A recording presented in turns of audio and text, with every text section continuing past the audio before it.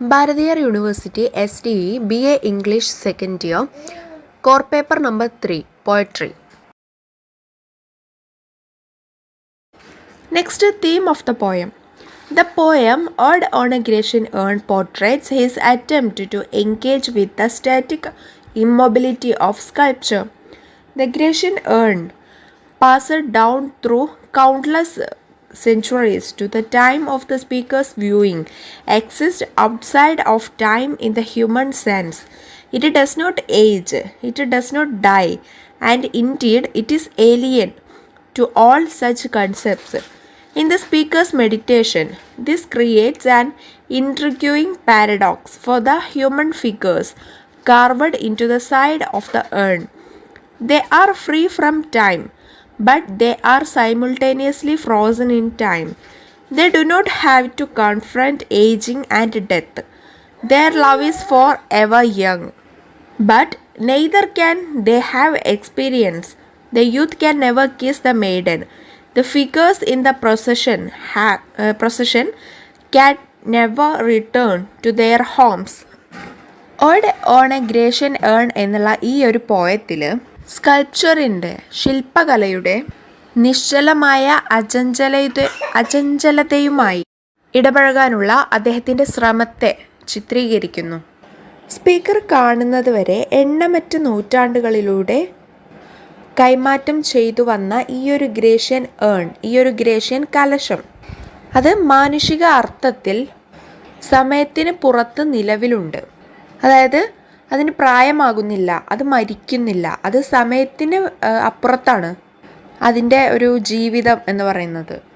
തീർച്ചയായും അത് ഇത്തരം എല്ലാ ആശയങ്ങൾക്കും അന്യമാണ്, ഏലിയൻ അന്യം.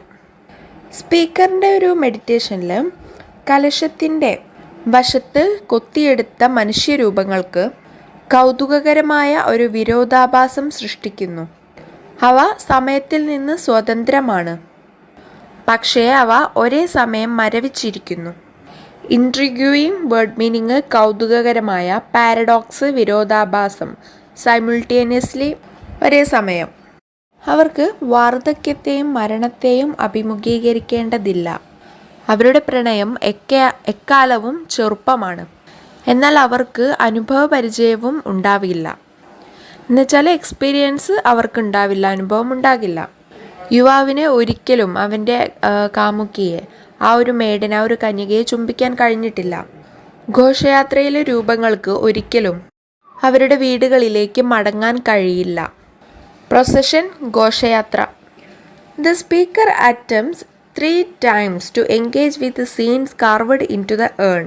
Each time he asks different questions of it. In the first stanza, he examines the picture of the mad pursuit and wonders what actual story lies behind the picture. What men or gods are these? What maidens loth? Of course, the urn can never tell him the whos, whats, whens and whers of the stories it depicts, and the speaker is forced to abandon this line of questioning. Speaker 3 പ്രാവശ്യം ആ കലശത്തിൽ കൊത്തിയ ദൃശ്യങ്ങളുമായി ഇടപഴകാൻ ശ്രമിക്കുന്നു. ഓരോ തവണയും അവൻ വ്യത്യസ്ത ചോദ്യങ്ങൾ ചോദിക്കുന്നു. ഫസ്റ്റ് സ്റ്റാൻസയിൽ മാഡ് പേഴ്സ്യൂട്ട്, ഭ്രാന്തമായ പിന്തുടരൽ എന്നുള്ള ഒരു പിക്ചർ അത് പരിശോധിക്കുകയും ആ ചിത്രത്തിന് പിന്നിലെ യഥാർത്ഥ കഥ എന്താണെന്ന് ആശ്ചര്യപ്പെടുകയും ചെയ്യുന്നു. ഇവർ മനുഷ്യരോ ദൈവങ്ങളോ? കന്യകമാരെന്ത് വെറുക്കുന്നു? തീർച്ചയായും ആ ഒരു ഏണിന്, ആ ഒരു കലശത്തിന് അത് ആരാണ്, എന്താണ്, എങ്ങനെയാണ്, എപ്പോഴാണ്, എങ്ങനെ എന്നുള്ളതില്ല, who's, what's, when's and where's, ആരാണ്, എന്താണ്, എപ്പോഴാണ്, എവിടെയാണ്, ഈ കാര്യങ്ങളൊന്നും പറയാൻ ആ ഏണിന് കഴിയില്ല. അപ്പോൾ ഈ സ്പീക്കർ ഈ ഒരു ചോദ്യം ചെയ്യൽ നിര ഉപേക്ഷിക്കാൻ നിർബന്ധിതനാകുന്നു. കാരണം ആ കലശത്തിൽ ഡെപ്പിക്റ്റ് ആയിട്ടുള്ള സ്റ്റോറീസ് ഒന്നും പറയാൻ ആ കലശത്തിന് കഴിയില്ല. അതുകൊണ്ട് തന്നെ ഈ ക്വസ്റ്റ്യനിങ് അബാൻഡൻ ചെയ്യാൻ, ഉപേക്ഷിക്കാനായിട്ട് speaker നിർബന്ധിതനാവുകയാണ്. In the second and third stanzas, he examines the picture of the piper playing to his lover beneath the trees. Here the speaker tries to imagine what the experience of the figures on the urn must be like. He tries to identify with them. He is tempted by their escape from temporarily and attracted to the eternal newness of the piper's unheard song and the eternally unchanging beauty of his lover. He thinks that their love is far above all transient human passion, which in its sexual expression inevitably leads to an abatement of intensity. When passion is satisfied, all that remains is a wearied physicality, a sorrowful heart, a burning forehead, and a parching tongue. His recollection of these conditions seems to remind the speaker that he is inescapably subject to them, and he abandons his attempt to identify with the figures on the urn. അപ്പോൾ രണ്ടാമത്തെയും മൂന്നാമത്തെയും സ്റ്റാൻസുകളിൽ ഒരു piper, ഒരു കുഴലൂത്തുകാരന് അവൻ്റെ ലവറോടൊപ്പം മരത്തിൻ്റെ ചോട്ടിലിരുന്ന് വായിക്കുന്നത് ആയിട്ടുള്ള ഒരു പിക്ചർ അത് എക്സാമിൻ ചെയ്യുകയാണ്. ഇവിടെ സ്പീക്കർ ആ ഏണിലെ രൂപങ്ങളുമായിട്ട് അവരുടെ അനുഭവം എങ്ങനെയായിരിക്കും എന്ന് സങ്കല്പിക്കാൻ ശ്രമിക്കുന്നു. അവൻ അവരുമായിട്ട് തിരിച്ചറിയാൻ ശ്രമിക്കുന്നു. താൽക്കാലികമായി അവർ രക്ഷപ്പെടുന്നതിൽ നിന്ന് അവൻ പ്രലോഭിപ്പിക്കപ്പെടുകയും കുഴലൂത്തുകാരൻ്റെ കേൾക്കാത്ത പാട്ടിൻ്റെ ശാശ്വതമായ പുതുമയിലും തൻ്റെ കാമുകിയുടെ മാറ്റമില്ലാത്ത സൗന്ദര്യത്തിലും ആകർഷിക്കപ്പെടുകയും ചെയ്യുന്നു. അവരുടെ പ്രണയം എല്ലാ ക്ഷണികമായ മാനുഷിക അഭിനിവേശങ്ങളെക്കാളും വളരെ മുകളിലാണ് എന്ന് അദ്ദേഹം കരുതുന്നു. അത് സെക്ഷൽ എക്സ്പ്രഷനിൽ അനിവാര്യമായും തീവ്രത കുറയുന്നതിലേക്ക് നയിക്കുന്നു. അഭിനിവേശം തൃപ്തികരമാകുമ്പോൾ അവശേഷിക്കുന്നത് ക്ഷീണിച്ച ശാരീരികതയാണ്. ദുഃഖിത ഹൃദയം, കത്തുന്ന നെറ്റി, ഉണങ്ങുന്ന നാവ്, ഇതൊക്കെയാണ് ട്രാൻസിയൻ്റ്, ക്ഷണികമായ, ഇന്നെവിറ്റബിളി അനിവാര്യമായത്, അബേറ്റ്മെൻറ്റ്, കുറയ്ക്കൽ. ഈ അവസ്ഥകളെക്കുറിച്ചുള്ള അദ്ദേഹത്തിൻ്റെ ഓർമ്മകൾ അദ്ദേഹത്തെ ഓർമ്മിപ്പിക്കുന്നതായി തോന്നുന്നു. അവന് ഒഴിച്ചുകൂടാനാവാത്ത വിധം അതിന് വിധേയമാകുന്നു. കൂടാതെ അദ്ദേഹം ആ കലത്തിലെ അല്ലെങ്കിൽ ആ കലശത്തിലെ ചിത്രീകരണങ്ങളെ, ആ രൂപങ്ങളെ തിരിച്ചറിയാനുള്ള തൻ്റെ ശ്രമം ഉപേക്ഷിക്കുന്നു. In the fourth stanza, the speaker attempts to think about the figures on the urn as though they were experiencing human time, imagining that their procession has an origin, the little town, and a destination, the green altar. But all he can think is that the town will forever be deserted. If these people have left their origin, they will never return to it. In this sense, he confronts head on the limits of static art. If it is impossible to learn from the urn the whos and wheres of the real story in the first stanza, it is impossible ever to know the origin and the destination of the figures on the urn in the fourth stanzയിൽ അവരുടെ പ്രൊസഷനുള്ള, അവരുടെ ഘോഷയാത്രയ്ക്കുള്ള origin, ഉത്ഭവവും ഒരു ലക്ഷ്യസ്ഥാനവും ഉണ്ട് എന്ന് സങ്കല്പിച്ച് മനുഷ്യസമയം അനുഭവിക്കുന്നത് പോലെ അക്കാലത്തിലെ ആ കലശത്തിലെ രൂപങ്ങളെക്കുറിച്ച് ചിന്തിക്കാൻ സ്പീക്കർ ശ്രമിക്കുന്നു. ഇവിടെ ഒരു പ്രൊസഷനുള്ള ആ ഒറിജിൻ ഇതിൽ പറയുന്നത് ആ ഒരു ചെറിയൊരു പട്ടണം എന്നുള്ളതാണ് ബ്രാക്കറ്റിലുള്ളത്. അതുപോലെ ലക്ഷ്യസ്ഥാനം എന്നുള്ളത് ഇവിടെ പറയുന്നത് ഒരു ഗ്രീൻ ആൾട്ടർ, ഗ്രീൻ ആയിട്ടുള്ള ഒരു ബലിപീഠം, അതുമായിട്ടാണ് പറയുന്നത്. പക്ഷെ നഗരം എന്നേക്കുമായി വിജനമാകും എന്ന് മാത്രമേ അദ്ദേഹത്തിന് ചിന്തിക്കാൻ കഴിയുകയുള്ളൂ. ഈ ആളുകൾ അവരുടെ ഉത്ഭവം വിട്ടുപോയാൽ അവരൊരിക്കലും അവിടേക്ക് തിരിച്ചു വരികയില്ല. ഈ അർത്ഥത്തിൽ അദ്ദേഹം സ്റ്റാറ്റിക് ആർട്ടിൻ്റെ അതിരുകളെ അഭിമുഖീകരിക്കുന്നു. ഫസ്റ്റ് സ്റ്റാൻസയിലെ റിയൽ സ്റ്റോറി, യഥാർത്ഥ കഥ, അത് ആരാണെന്നും എവിടെയാണെന്നും ആ ഒരു കലശത്തിൽ നിന്നും പഠിക്കാൻ കഴിയുന്നില്ലെങ്കിൽ നാലാമത്തെ സ്റ്റാൻസയിലെ രൂപങ്ങളുടെ ഉത്ഭവവും ലക്ഷ്യസ്ഥാനവും അറിയുക എന്നത് അസാധ്യമാണ്. കൺഫറൻസ് അഭിമുഖീകരിക്കുന്നു. ഡെസ്റ്റിനേഷൻ, ലക്ഷ്യസ്ഥാനം. It is true that the speaker shows a certain kind of progress in his successive attempt to engage with the urn. His idle curiosity in the first attempt gives way to a more deeply felt identification in the second, and in the third, the speaker leaves his own concerns behind and thinks of the processional purely on its own terms, thinking of the little town with a real and a generous feeling. But each attempt ultimately ends in failure. The third attempt fails simply because there is nothing more to say. Once the speaker confronts the silence and eternal emptiness of the little town, he has reached the limit of static art. On this subject, at least, there is nothing more the urn can tell him. ഏണുമായിട്ട് ഇടപഴകാനുള്ള, കലവുമായി അല്ലെങ്കിൽ കലശവുമായി ഇടപഴകാനുള്ള തൻ്റെ തുടർച്ചയായ ശ്രമങ്ങളിൽ speaker ഒരു പ്രത്യേക പുരോഗതി കാണിക്കുന്നു എന്നത് ശരിയാണ്. പ്രോഗ്രസ്, പുരോഗതി. ആദ്യ ശ്രമത്തിലെ നിഷ്ക്രിയ ജിജ്ഞാസ രണ്ടാമത്തേതിൽ കൂടുതൽ ആഴത്തിലുള്ള തിരിച്ചറിവിന് വഴിയൊരുക്കുന്നു. മൂന്നാമത്തേതിൽ സ്പീക്കർ സ്വന്തം ആശങ്കകൾ ഉപേക്ഷിച്ച് ഘോഷയാത്രയെ അതിൻ്റെ സ്വന്തം നിബന്ധനകളിൽ മാത്രം ചിന്തിക്കുന്നു. ചെറിയ പട്ടണത്തെക്കുറിച്ച് ചിന്തിക്കുന്നു. യഥാർത്ഥവും ഉദാരവുമായ വികാരമാണ്. എന്നാൽ ഓരോ ശ്രമവും ഒടുവിൽ പരാജയത്തിൽ കലാശിക്കുന്നു. കൂടുതൽ പറയാനില്ലാത്തതിനാൽ മൂന്നാമത്തെ ശ്രമം പരാജയപ്പെടുന്നു. ആ ചെറിയ പട്ടണത്തിൻ്റെ നിശബ്ദതയെയും ശാശ്വത ശൂന്യതയെയും സ്പീക്കർ അഭിമുഖീകരിച്ചു കഴിഞ്ഞാൽ അവൻ സ്റ്റാറ്റിക് ആർട്ടിൻ്റെ പരിധിയിലെത്തി. ഈ വിഷയത്തിൽ കൂടുതലായിട്ട് ഒന്നും അദ്ദേഹത്തോട് പറയാനില്ല. ആ ഒരു കലശത്തിന് അദ്ദേഹത്തിനോട് കൂടുതലായിട്ട് ഒന്നും പറയാനില്ല.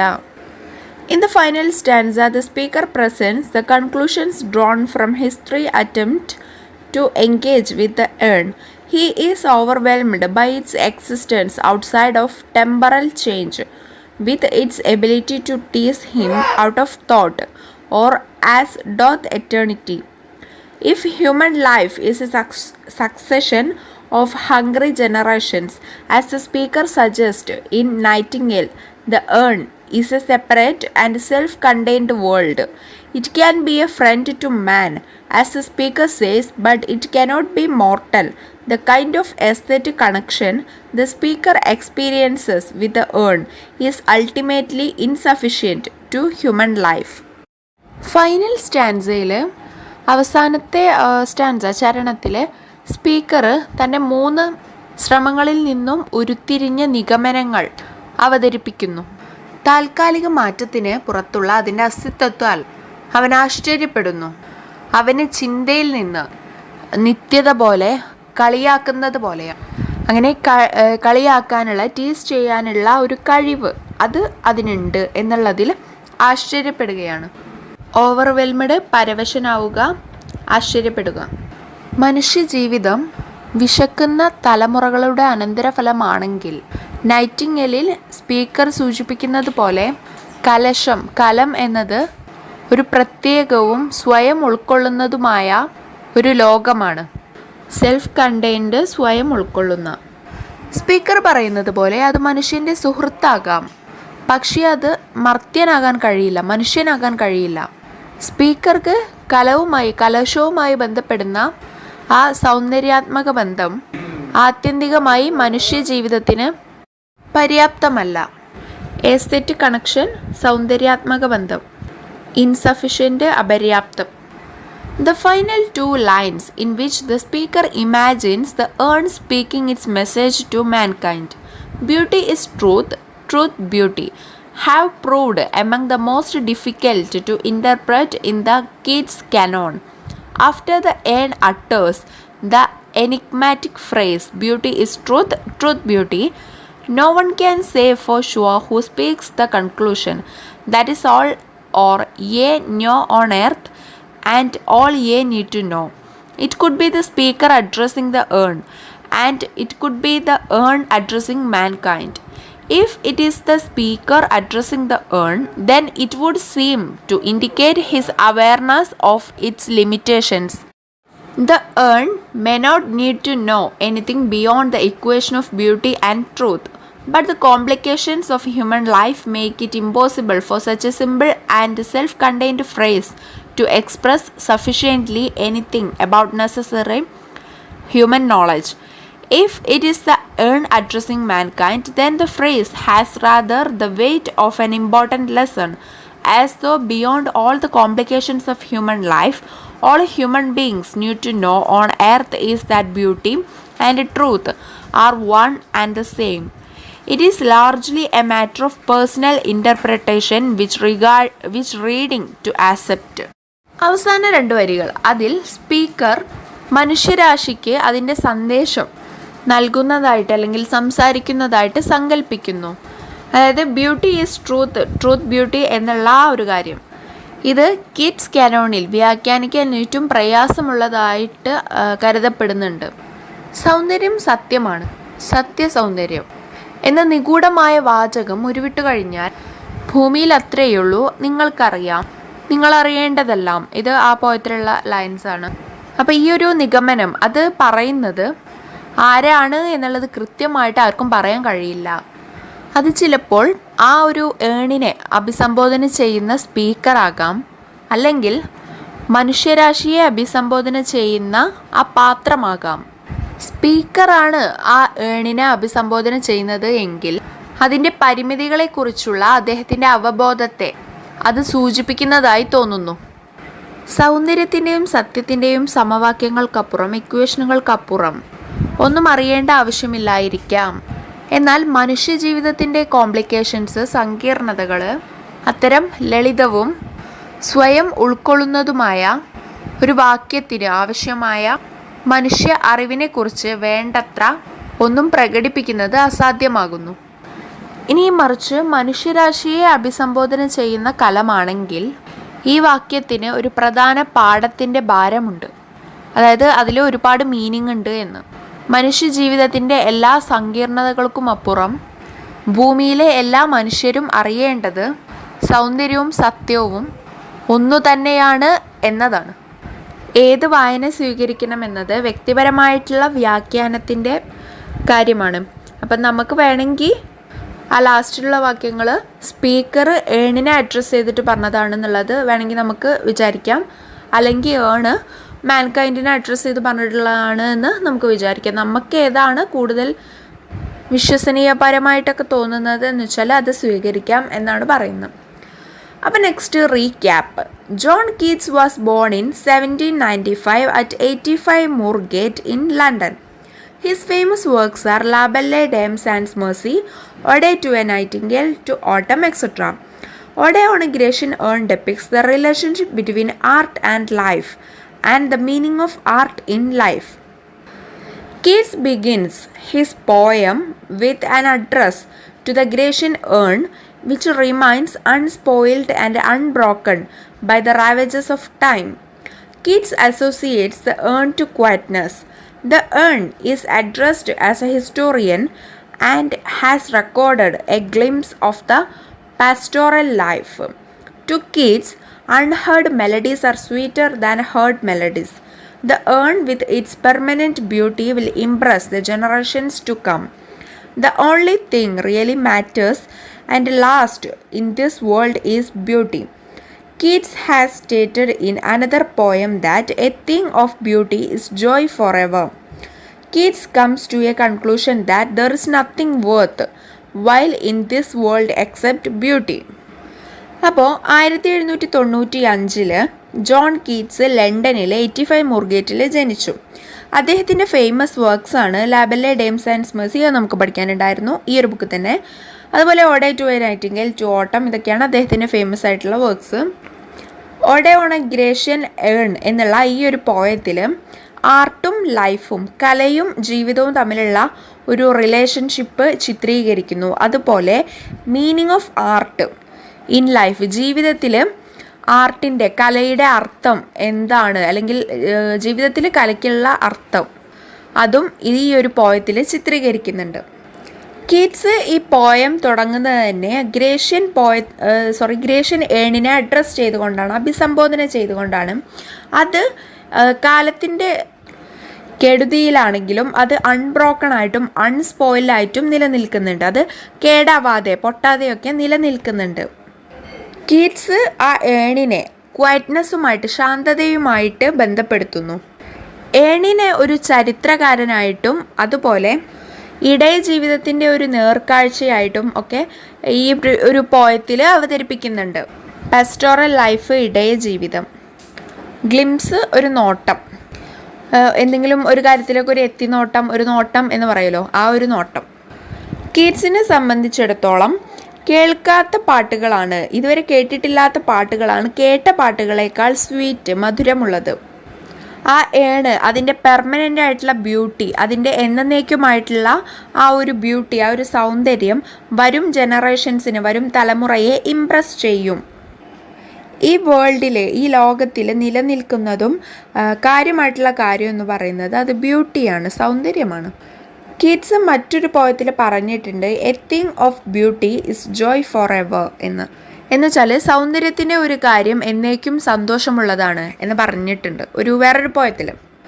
കീറ്റ്സ് ഈ ഒരു പോയം കൺക്ലൂഡ് ചെയ്യുന്നത്, അവസാനം നിഗമനത്തിലെത്തുന്നത്, ഈ വേൾഡിൽ ബ്യൂട്ടി അല്ലാതെ മറ്റൊന്നും വെർത്തായിട്ടുള്ളതില്ല, അതായത് മൂല്യമുള്ളതായിട്ട് വേറെ ഒന്നുമില്ല ബ്യൂട്ടി അല്ലാതെ.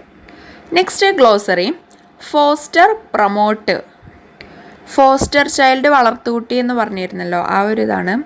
ഡെയ്റ്റി, ഡിവൈൻ ബീങ്, ദൈവം അങ്ങനെ പറയാം. ബ്ലിസ്, എക്സ്റ്റസി, ആനന്ദം, പരമാനന്ദം. അഡിയു, ഫോർവെൽ, വിടവാങ്ങൽ. Flank, side. Activities, match the following. ഒരു സൈഡിൽ ഏൺ, കീറ്റ്സ്, ഓൺ, ബ്യൂട്ടി. അടുത്ത സൈഡിൽ ഗ്രീക്ക് സോങ്, ഹിസ്റ്റോറിയൻ, മൂർഗേറ്റ്, ട്രൂത്ത്. മൂർഗേറ്റ് നമുക്കറിയാം കീറ്റ്സ് ജനിച്ച സ്ഥലമാണ്, അപ്പോൾ കീറ്റ്സ്, മൂർഗേറ്റ്, B3. പിന്നെ ഓഡ് എന്ന് പറയുന്നത് ഒരു ഗ്രീക്ക് സോങ് ആയിട്ടാണ്. ഒഡെ എന്നുള്ള ആ ഒരു വേർഡ് തന്നെ ഗ്രീക്ക് എന്നുള്ളൊരു തരത്തിലാണല്ലോ കണക്കാക്കപ്പെടുന്നത്. അപ്പോൾ ഒഡെ എന്നുള്ളത് ഗ്രീക്ക് സോങ്, C1. പിന്നെ ഏണിനെ ഹിസ്റ്റോറിയൻ, ചരിത്രകാരൻ എന്ന് അഡ്രസ്സ് ചെയ്യുന്നുണ്ട്, അപ്പോൾ A2. അപ്പോൾ ഇനി ബാക്കിയുള്ളത് ബ്യൂട്ടിയും ട്രൂത്തും, അതും കണക്റ്റഡ് ആണ്. Beauty and truth, beauty, truth അത് പറയുന്നുണ്ടല്ലോ ആ ഒരു കാര്യങ്ങൾ. അപ്പോൾ D4. അപ്പോൾ next model questions. Answer the following questions in a sentence or two. Why does the poet call the Grecian urn the foster child of silence and slow time? എന്തുകൊണ്ടാണ് poet ആ Grecian ഏണിനെ foster child of silence, സൈലൻസിൻ്റെ വളർത്തുകുട്ടിയെന്നും slow time എന്നും വിളിച്ചത് എന്തുകൊണ്ടാണ് എന്ന് നമുക്കറിയാം. അത് കാലം സഞ്ചരിച്ചിട്ടും അതിനൊരു കേടുപാടും പറ്റാതെ അത് അവിടെ തന്നെ നിൽക്കുന്നുണ്ട്. അതിൻ്റെ ആ ഒരു സുന്ദരമായിട്ടുള്ള ആ രൂപത്തോടു കൂടി തന്നെ അതവിടെ നിലനിൽക്കുന്നുണ്ട്. അത് സൈലൻ്റ് ആണ്, അതുകൊണ്ടൊക്കെ അങ്ങനെ പറയുന്നത്. Next, what figures on the earn haunt the poets mind? ഏതൊക്കെ രൂപങ്ങളാണ്, ഏണിലുള്ള ഏതൊക്കെ രൂപങ്ങളാണ് കവിയുടെ മനസ്സിനെ വേട്ടയാടുന്നത്? അത് ആദ്യം കണ്ടിട്ടുള്ളത് കുറച്ച് സ്ത്രീകളുടെ പിന്നാലെ കുറച്ച് ആളുകൾ പോകുന്നത്. പിന്നെ കണ്ടിട്ടുള്ളത് ഒരു കുഴലൂത്തുകാരനെ തൻ്റെ ലവറുടെ കൂടെ മരത്തിൻ്റെ ചോട്ടിലിരുന്നിട്ട് അത് വായിക്കുന്നത്. വേറെ കണ്ടത് ഒരു കൂട്ടം ആളുകൾ, ഒരു കൂട്ടം വില്ലേജസ്, ഗ്രാമീണർ ഒരു പശുക്കിടാവിനെയും കൊണ്ട് പോകുന്നതായിട്ടുള്ളത്. ഇത്രയും ഫിഗേഴ്സ്. അപ്പോൾ next, why does the poet say that unheard melodies are sweeter? കേട്ടിട്ടില്ലാത്ത മെലഡീസ് സ്വീറ്റർ ആണ്, കൂടുതൽ മധുരമുള്ളതാണ് എന്ന് ഓതർ, നമ്മുടെ പോയറ്റ് പറയാനുള്ള കാരണം എന്താണ്? Because they are unaffected by time. Next, why does the poet ask the bold lover not to grieve? ആ ലവറിനോട് ദുഃഖിക്കേണ്ടതില്ല എന്ന് കവി പറയുന്നതിൻ്റെ കാരണം എന്താണ്? Because her beauty will never fade. Next, what is the significance of the repeated use of the word happy in the third stanza of Ode on a Grecian urn? അതിൻ്റെ എക്സ്ട്രീമിറ്റിയെ സൂചിപ്പിക്കാനാണ് happy എന്നുള്ളത് റിപ്പീറ്റായിട്ട് കൊടുത്തിട്ടുള്ളത്. Next, what is the theme of the religious scene depicted on the other side of the urn? ആ പശുക്കിടാവിനെ കൊണ്ടുപോകുന്ന കാര്യമാവാം. Next, attempt an essay on the following. Explain the final message of the urn. ആ ഏണിൻ്റെ final message explain ചെയ്യാനും, അതായത് beauty is truth, truth beauty എന്നുള്ള ആ ഒരു കാര്യം ഉണ്ടല്ലോ. അതുപോലെ that is all ye know on earth and all ye need to no. ഇത്രയും കാര്യം, ഇതാണ് ആ ഒരു ഫൈനൽ മെസ്സേജ് എന്ന് പറയുന്നത്. അപ്പോൾ അതിന് ഒന്ന് എക്സ്പ്ലെയിൻ ചെയ്യാൻ. Next, write an appreciation of Keats Grecian urn. കീറ്റ്സിൻ്റെ ഗ്രേഷ്യൻ ഏണിന് ഒരു അപ്രിസിയേഷൻ, ഒരു ആസ്വാദനം എഴുതാനാണ്.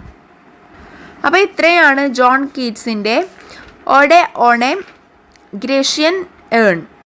ചുരുക്കി പറയുകയാണെങ്കിൽ ഇതിൽ എന്താണെന്ന് വെച്ചാൽ, ഒരു ഏണിനെ കാണുമ്പോൾ, ഇങ്ങനെ ഒരു പാത്രത്തെ കാണുമ്പോൾ അതിനകത്തുള്ള പിക്ചേഴ്സ്, അതിന് കുറച്ച് രൂപങ്ങളൊക്കെ ഉണ്ട് അതിൻ്റെ പുറത്ത്. അപ്പോൾ അത് കണ്ടിട്ട് ഈ ഒരു പോയറ്റിന് എന്തൊക്കെ തോന്നുന്നു എന്നുള്ളതാണ് ഇതിൽ പറയുന്നത്. അപ്പോൾ ആദ്യം കാണുന്നത് കുറച്ച് സ്ത്രീകളുടെ പിന്നാലെ കുറച്ച് ആളുകൾ പോകുന്നത്, അതാണ്. പിന്നെ അടുത്ത പിക്ചർ എന്ന് പറയുന്നത് ഒരു പൈപ്പർ തൻ്റെ ലവറിൻ്റെ കൂടെ ഒരു മരത്തിൻ്റെ ചുവട്ടിൽ ഇരിക്കുന്നതായിട്ടും, അടുത്തതായിട്ട് കാണുന്ന പിക്ചർ കുറച്ച് ഗ്രാമീണർ ഒരു പശുക്കിടാവിനെയും കൊണ്ട് സാക്രിഫൈസ് ചെയ്യാൻ, ബലി കൊടുക്കാൻ വേണ്ടിയിട്ട് കൊണ്ടുപോകുന്നതുമായിട്ടുള്ള ഒരു ചിത്രം. ഈ 3 ചിത്രങ്ങളാണ് അതിൽ കാണുന്നത്. ഇതിനോട് എന്തൊക്കെയാണ് ഇത് മീൻ ചെയ്യുന്നത് എന്നുള്ളതൊക്കെ, ഈ കാര്യങ്ങളൊക്കെയാണ് പോയറ്റ് ഈ ഒരു പോയത്തിലൂടെ പറഞ്ഞു വയ്ക്കുന്നത്. അപ്പോൾ അത് എല്ലാവർക്കും മനസ്സിലായിട്ടുണ്ടെന്ന് കരുതുന്നു. Thank you.